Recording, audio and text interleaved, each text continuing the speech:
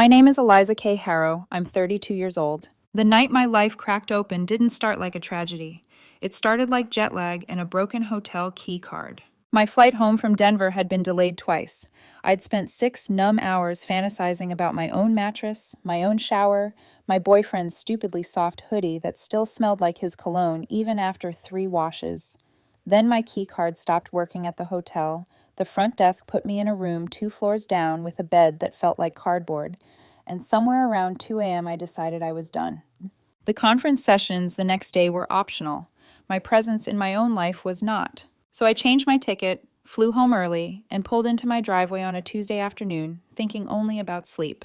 That's when I saw the cars. Lucas's sedan, where it always was, and next to it, my older sister Mara's beat-up SUV. I frowned. Those two in the same house without me there was weird. They tolerated each other, sure, for my sake, but friendly would have been a generous word.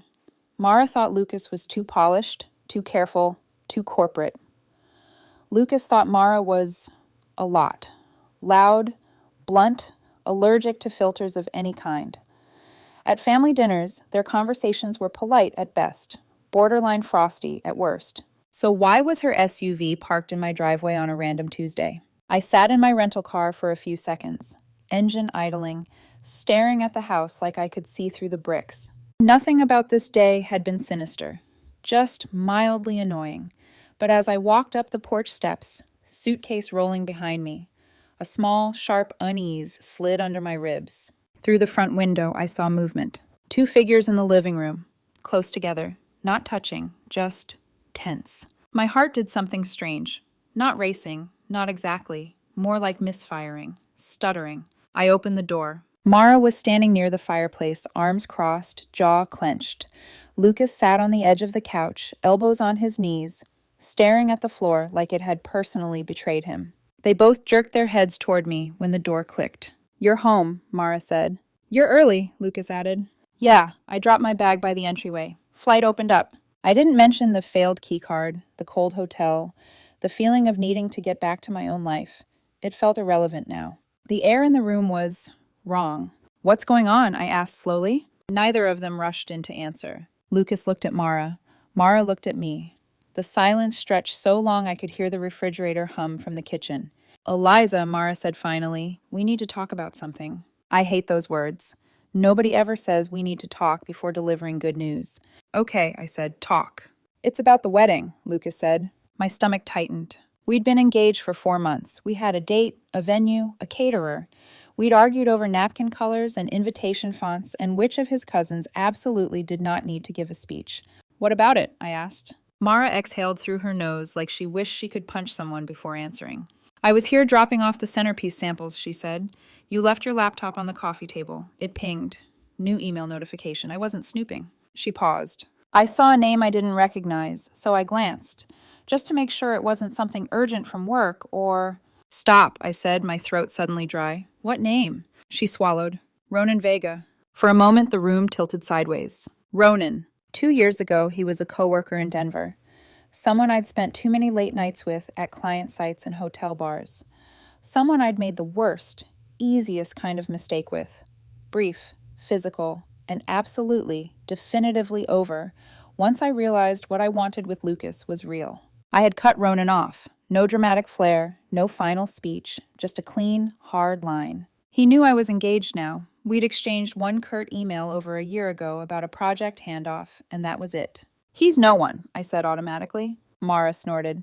"He's not no one if he's emailing you like this." She pulled her phone out, thumb already swiping. Lucas looked like he might be ready to throw up.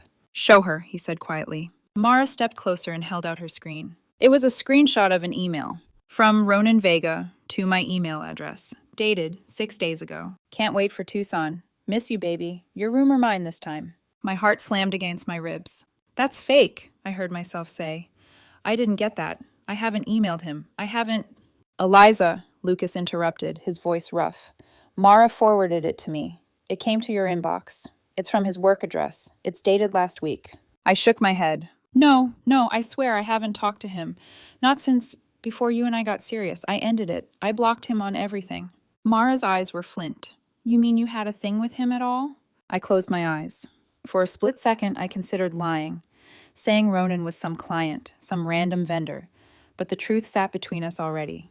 The email only gave it teeth. 2 years ago, I said, before Lucas and I were officially together. It was stupid, it was casual, it didn't mean anything. Lucas flinched like I'd hit him. You never told me, he said. Because it was over, I shot back.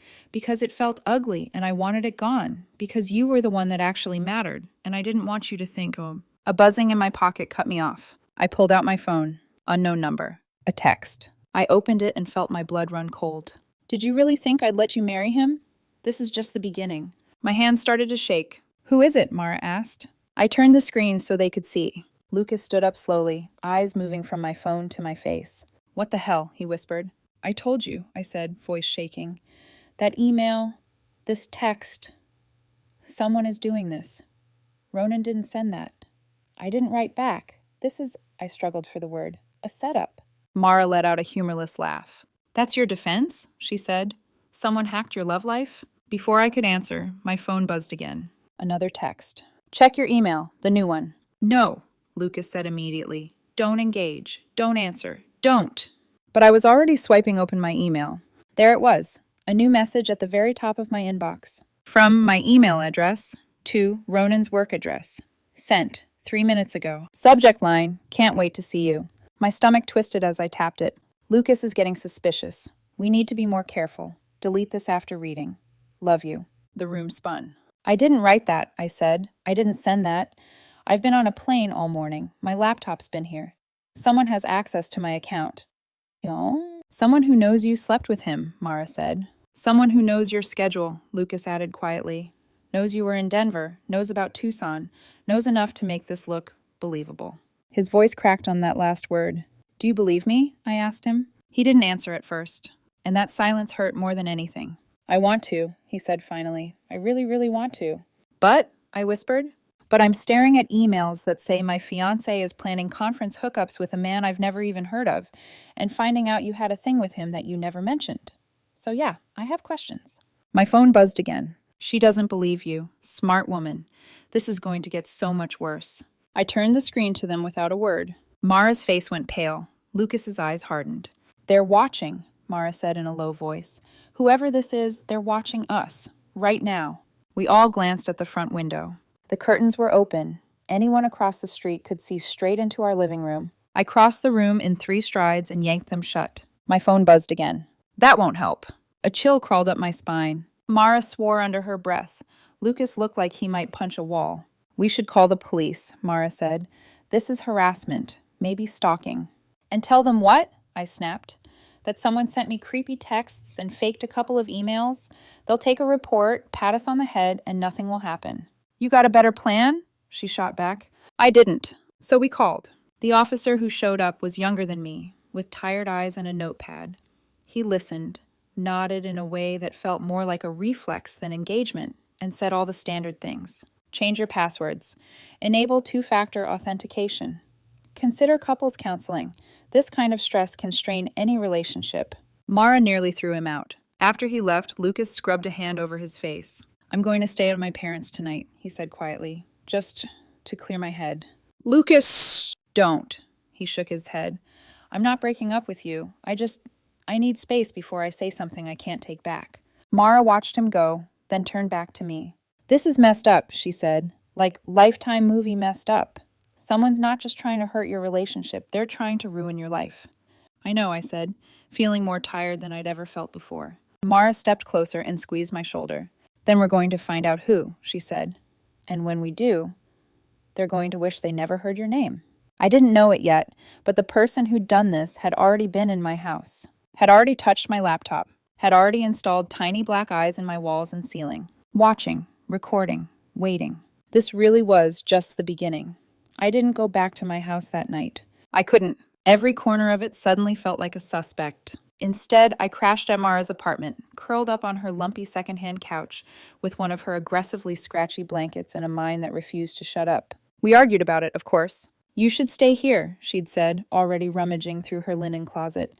I don't like the idea of you being alone there when whoever this is clearly watching you. It's my house, I'd argued weakly. It's a crime scene, she'd snapped. And you're not sleeping there until we know you're not starring in someone's messed up reality show. So I stayed. Not that I slept. Every time I closed my eyes, my brain replayed the same loop. Ronan's name on the screen, the fake emails, Lucas's face when he read them, the texts. Did you really think I'd let you marry him? This is just the beginning. I stared at the ceiling in the dark, my phone clutched in my hand like a talisman. At 3:17 a.m. it buzzed. My heart punched my ribs. Unknown number again. Can't sleep, can you? Neither can I. Thinking about everything you took from me. My chest tightened. I didn't respond. I didn't dare. Mara stirred in the recliner across from me. Hair a tangled halo, one arm flung over her face. You okay? She mumbled. Another text, I whispered. She jerked upright. From them? I turned the screen so she could see. Her eyes narrowed. Yeah, she said. You are absolutely not going back home alone. The next morning, I called in sick. My boss sighed, an annoyed, exasperated noise that made me want to throw the phone across the room. Eliza, we're already short-staffed. You just got back from Denver. Someone hacked my email, framed me for an affair, installed God knows what in my house, and is sending me anonymous threats, I said flatly. I'm allowed a sick day. There was a long pause. Fine, he said finally, but we'll need you back in tomorrow. I hung up without answering. I had more important things to deal with than quarterly projections. Mara handed me a mug of coffee as I sank back onto her couch and pulled up a blank note on my phone. Okay, she said briskly. Let's build a suspect list. I pinched the bridge of my nose. This isn't Clue, Mara. Humor me. Who knows about Ronan? People from Denver, I guess. A few friends I vented to after it imploded. I don't talk to most of them anymore. Anyone at the Chicago office? No, I said. It was before I transferred. Okay, who has access to your laptop and email? Me, I said.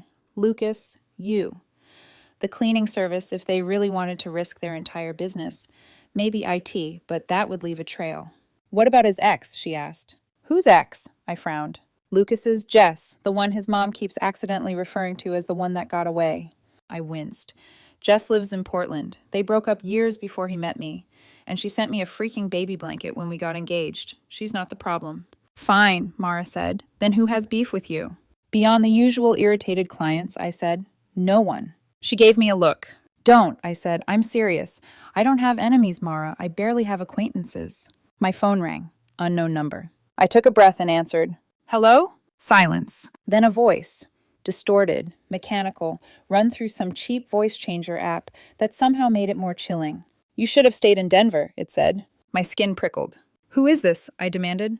You ruined everything, the voice said. Now I'm going to ruin you. What did I ruin? I snapped. What did I do? The line went dead. I lowered the phone slowly. What did they say? Mara asked. That I should have stayed in Denver, I said. That I ruined everything. Ruined what? She asked. I laughed, but it came out more like a gasp. I don't know, I said. I keep running inventory on my life like I'm going to trip over some massive sin I forgot about, but there's nothing. Mara paced the small living room, fingers twitching. We need more information, she said. We need someone who can tell us what's happening on the technical side. Logs, IP addresses, whatever crime show nonsense they can dig up. I thought of someone immediately. I said, Gordon. Gordon Phelps looked like the human embodiment of runs on caffeine and code. Thick glasses, permanent coffee stain on his t-shirt, the kind of guy people treated like furniture until their email broke. I marched into the IT office that afternoon, Mara practically at my shoulder. He glanced up as I approached his desk. Eliza, he said slowly, you're not in trouble, I swear. HR just told us to push the phishing training harder. I'm being stalked, I blurted. He blinked. Okay, he said, pushing his chair back. That's more than the usual password reset. I think someone got into my email, I said. Sent messages I didn't write, to a person I barely talked to, and they're sending texts from a burner number. The first cop took it about as seriously as a missing stapler, so we need proof. Gordon's expression sharpened. He swiveled to his monitor. Give me your employee ID, he said. I rattled it off. He typed. Lines of data reflected in his lenses as he scanned. Huh, he said after a minute. Huh, as in you're paranoid, or huh, as in you're being digitally strangled, I asked. Huh, as in, he said, you've got some weird activity. He pointed at the screen. 3 remote logins from an IP address in Minneapolis over the past 2 weeks. I've never been to Minneapolis, I said. I know, he replied. The logins are via VPN, so whoever it is knows what they're doing. During those sessions, emails were sent and immediately deleted. I can't see content from here, but I can see the metadata. Sent to who? Mara asked. He scrolled. One address stands out, he said. R. Vega at the Denver office. My chest tightened. That's him, I said. Ronan. They're using my account to send things to him. Gordon nodded. And probably faking incoming responses, too. He paused. This isn't just someone guessing your password. They'd need your credentials. Or direct access to your device. Like my laptop? I asked. Like your laptop, he confirmed. Ever click any weird links? Phishing emails? Suspicious attachments? I shook my head. What about letting strangers near your machine? He asked. Anyone in your house recently who had unsupervised access? A thought slammed into me so hard I actually swayed. The cable guy, I whispered. Mara's head snapped toward me. What cable guy? She demanded. A couple of weeks before Denver, I said. The internet kept dropping. I called the company. They sent a tech, white van, branded shirt. He was here for about an hour. I left him in the living room while I took a work call in the kitchen. My laptop was on the coffee table. Did he need your password for anything? Gordon asked. I don't remember, I said. He said something about testing connectivity. I just wanted the Zoom not to freeze mid-meeting. Call the cable company, Mara said. Now. The woman at the cable company sounded bored until I gave her my address. Let me pull up your service history, she said, tapping keys. Okay, I see your account. Last technician visit was 2 years ago. That can't be right, I said. Someone was here last month, in uniform, with a clipboard. He gave me a receipt. I'm sorry, she said. We have no record of an official visit. The room went still. Mara leaned closer, eyes wide. No record, she repeated. A buzzing started in my ears. I thanked the rep and hung up. So, Mara said tightly, some random guy walked into your house with a fake logo on his chest, messed around near your laptop for an hour, and you didn't think anything of it. I thought he was fixing my internet, I snapped. I didn't think, is this man secretly a tech-savvy sociopath who plans to frame me for an affair? Her expression softened. Okay, she said. Then we go home. Now. We searched that place top to bottom. Walking into my house after all of this felt like stepping into someone else's life. The curtains were still drawn from the night before. The couch cushions looked exactly how we'd left them. My suitcase still sat by the door where I dropped it when I walked in and found my future shattering. But now I saw it differently. Not as a home, as a stage. We started in the living room. Mara moved with methodical intensity, running her hands along shelves, behind picture frames, under the coffee table. I climbed onto a chair and checked the corners of the ceiling. Nothing. Kitchen next, she said. Behind the spice rack. Under the cabinets, on top of the fridge. Nothing. Then, in the hallway, Mara froze. What is that? She said. I followed her gaze. Behind a row of books on the hallway shelf, wedged near the back, was a tiny black box with a pinhole in the center. A single LED blinked faintly. It took me a second to process what I was looking at. Camera, Mara said quietly. That's a camera. My mouth went dry. That's one, she added, which means there are more. We found the second behind a picture frame in the bedroom, angled directly at the bed. The third was nestled between some binders on my office shelf, facing my desk. The fourth was above the back door, watching who came and went. 4 eyes, watching me sleep, watching me work, watching me argue with Lucas, watching me drink coffee in my pajamas. Every cell in my body screamed. I'm going to throw up, I whispered. Mara's jaw clenched. We're calling the police, she said. Right now. And if that kid from last night shows up again, I'm personally going to tase him. This time they sent someone else. Detective Marlene Okonwa was in her mid-40s, hair pulled back, expression unreadable but sharp. She moved through my house like she'd seen this before and hated that she had. She photographed each device before carefully removing it and placing it into evidence bags. Do you recognize this equipment? She asked. No, I said. I didn't even know things this small existed outside spy movies. They're cheaper than you'd think, she replied, and easier to get than they should be. She turned to me. Walk me through everyone who's had access to your house in the last 2 months, she said. Friends, family, contractors, delivery people. Anyone who could have been here long enough to plant these. I told her about Lucas, about Mara, about my parents, a few fellow bridesmaid hopefuls, the engagement party crowd, and the cable technician. When I got to him, something flickered in her eyes. Let me guess, she said. No work order on file. I nodded. We'll subpoena their logs to make sure, she said. But I'd bet my badge that guy wasn't with the company. She made me repeat every detail I could remember. Height, hair, accent, uniform, van. Anything stand out? She asked. He was normal, I said helplessly. That's what kills me. He was so normal. Average height, brown hair, no tattoos that I saw. I signed the receipt and forgot his face 5 minutes later. That's the idea, she said softly. Ghosts don't leave impressions. As she sealed the last evidence bag, she straightened and met my gaze fully. This isn't relationship drama, she said. This is a targeted cyberstalking and unlawful surveillance case. We're going to treat it as such. A knot in my chest loosened a fraction.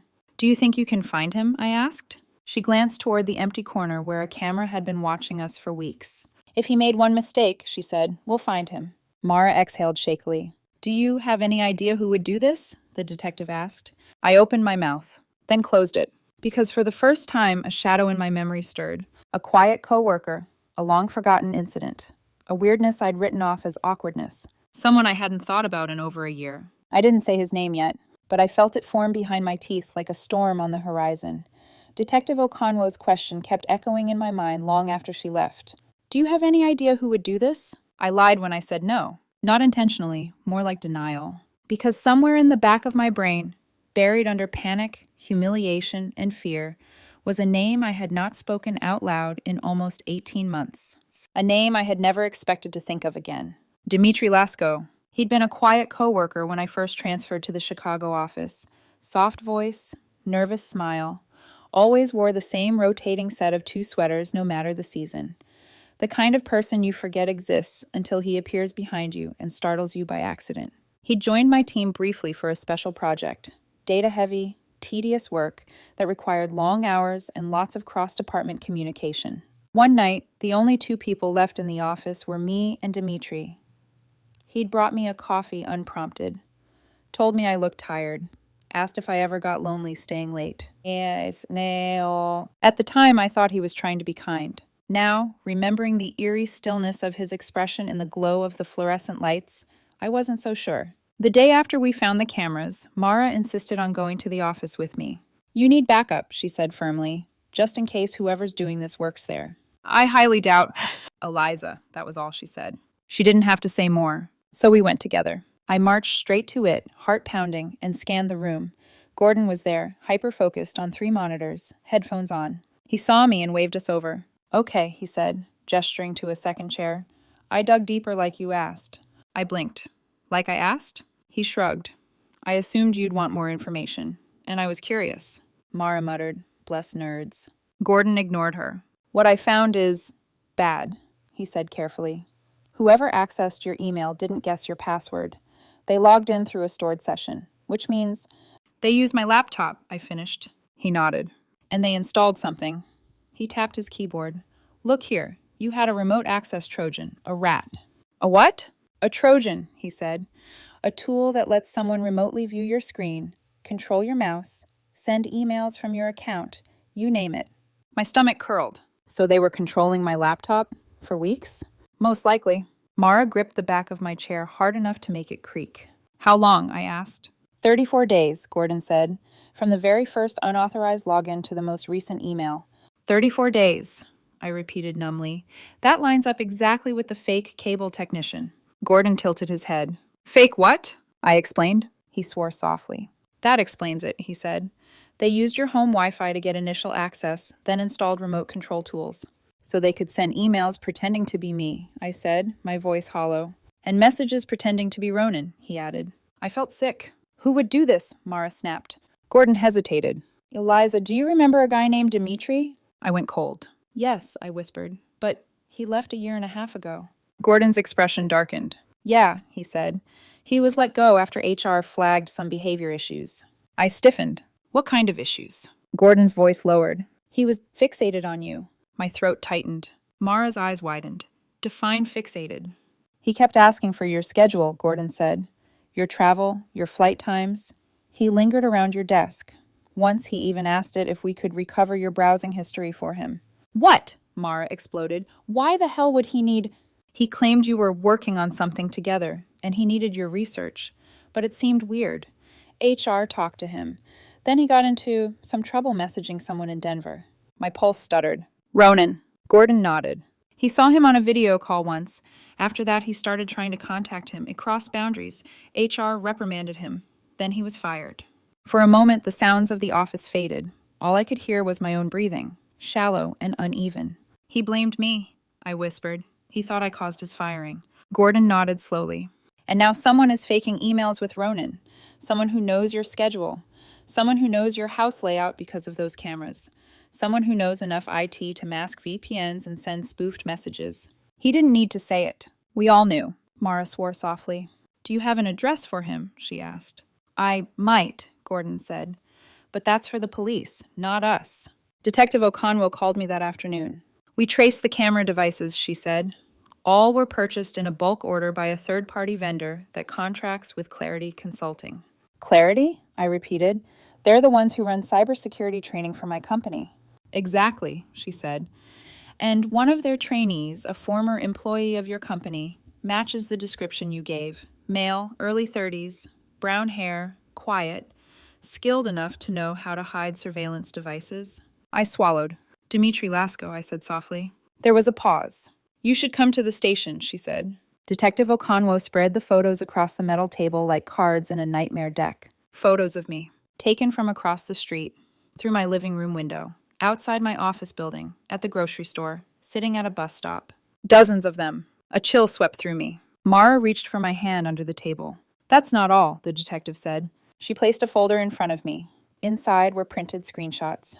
Eliza's schedule, flight times, meeting itineraries, engagement party date, vendor names, Lucas's work hours, which days Mara visited.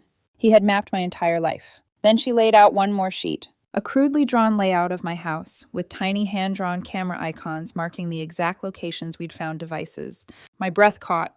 He installed one more, the detective said, behind a vent in your bedroom closet. I covered my mouth, trying not to be sick. And this, she added, placing a spiral-bound notebook down. Page after page of handwritten fantasies about me. Possessive, jealous, delusional. And at the bottom of one page, circled over and over, if I can't have her, no one will. My entire body went cold. Mara let out a shaky breath. Jesus. We executed a warrant on his apartment, Detective Okonwo said. We recovered the recording equipment, laptop logs, and evidence tying him to the fake cable technician van rental. My heart hammered. Where is he now? I whispered.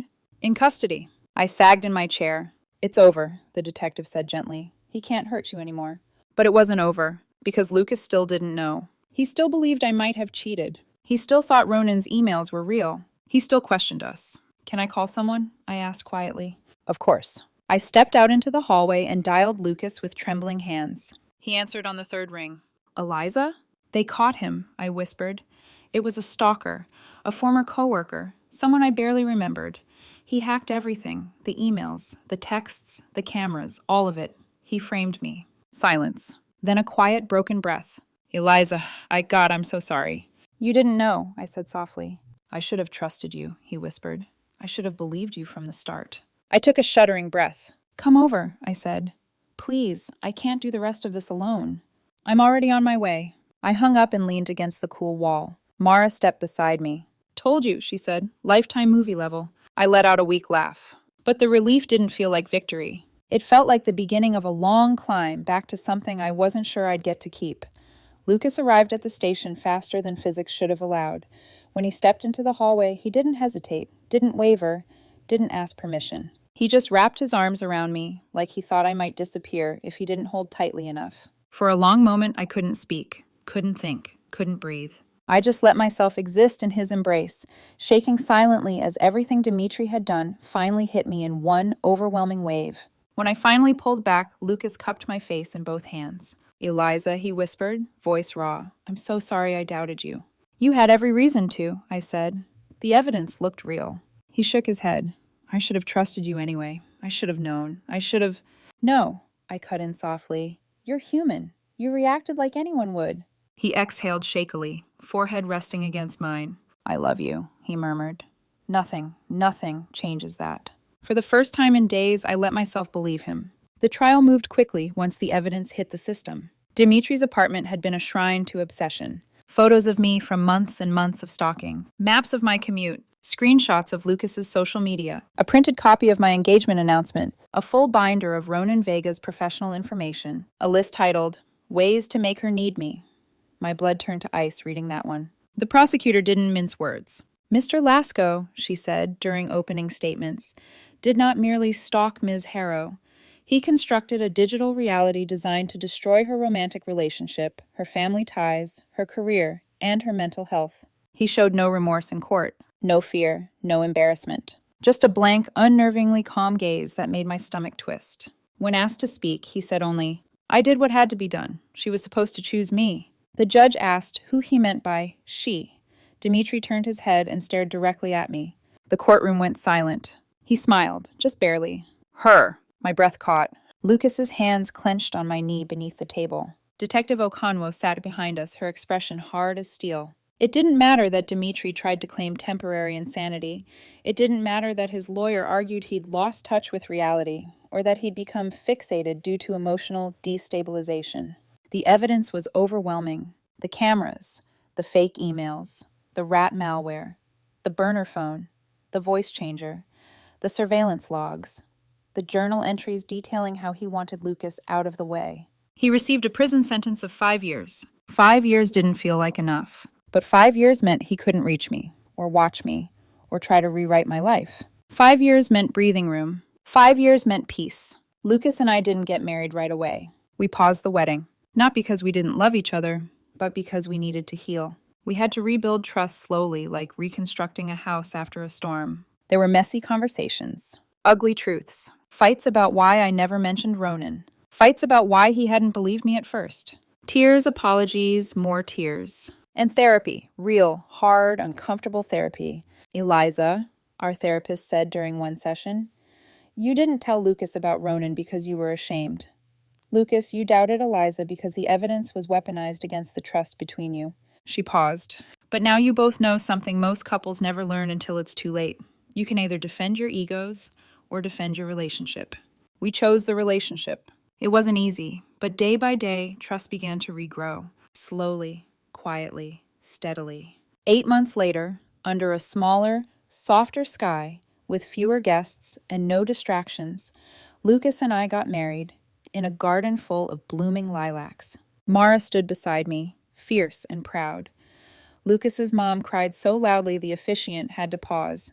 His ex, Jess, even sent a sweet card saying she was happy for us, proof that the past can stay where it belongs. No drama, just love. Just us. 1 year after the wedding, something else happened.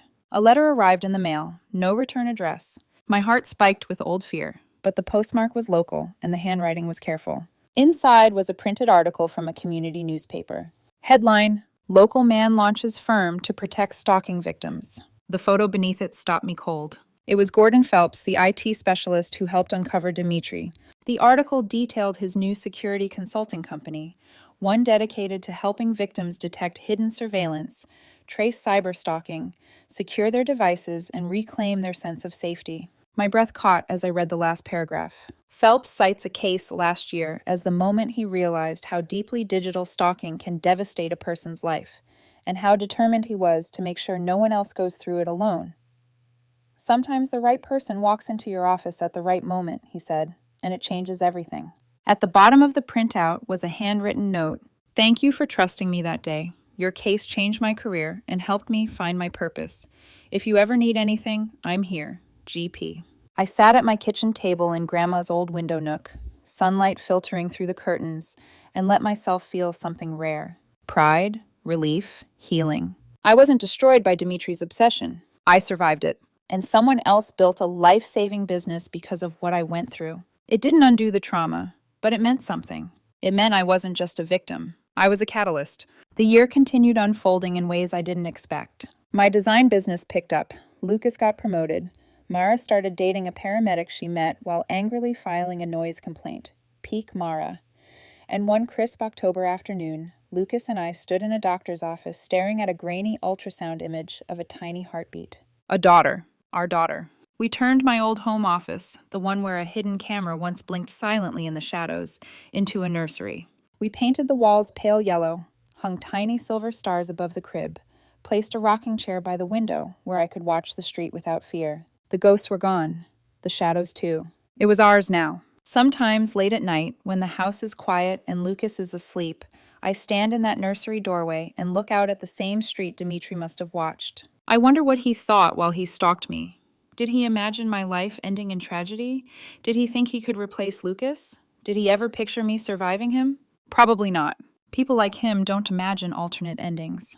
They can only picture themselves winning. But he didn't. He lost, spectacularly. And I got everything he tried to take. My name, my truth, my home, my marriage, my future. The text he sent the night it all began still echoes sometimes in the back of my mind. Did you really think I'd let you marry him? This is just the beginning. He meant it as a threat. But he was right, just not the way he intended. It was the beginning. The beginning of the hardest chapter of my life. The beginning of letting go of secrets I didn't realize still held power. The beginning of choosing honesty, even when it hurt. The beginning of a love strong enough to survive being nearly ripped apart. Most of all, it was the beginning of remembering who I am. A woman who refuses to let fear write her story. A woman who fought back. A woman who survived. And when I look at Lucas and the baby girl we're about to bring into the world, I know with absolute certainty he took nothing from me. He changed nothing permanent. He never will. Our story belongs to us, and he never had a single piece of it.